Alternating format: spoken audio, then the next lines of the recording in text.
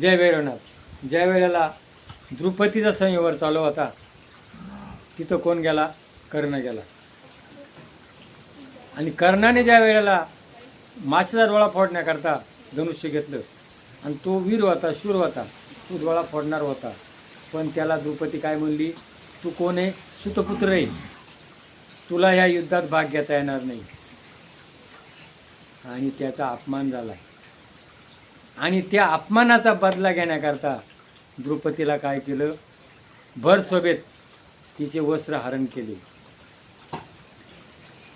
बघा, द्रौपदीचे वस्त्र हरण केल्यानंतर आणि मग युद्ध सुरू झालं. आता कृष्णाने सांगितलं, हा कोण आहे? कर्ण सुतपुत्र नाही आहे. हा कोण आहे? याचा मुलगा आहे. कोणाचा? कुंतीचा.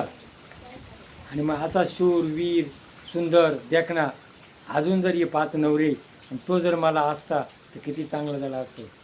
म्हणजे तिची वासना पुढं गेली. 5 मुलं होते, मग नवरे होते, तर 6व्या नवऱ्याक तिची वासना गेली. आणि तिला तो शाप का मिळाला होता? तिला पहिल्या जन्मामध्ये तिचा नवरा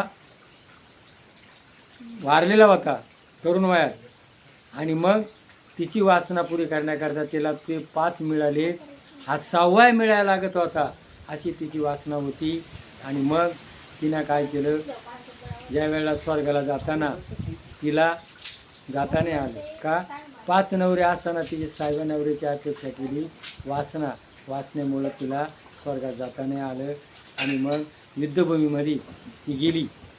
आणि ज्या वेळेला कर्णाला सांगितलं, कर्णाने तिची माफी मागितली, तिनं माफी मागितली, त्यावेळेला कर्ण, तू सुद्धा मी तुझा स्वीकार केलेला आहे, 5 नवरे माझे आहेत, आणि तू सुद्धा 6वा.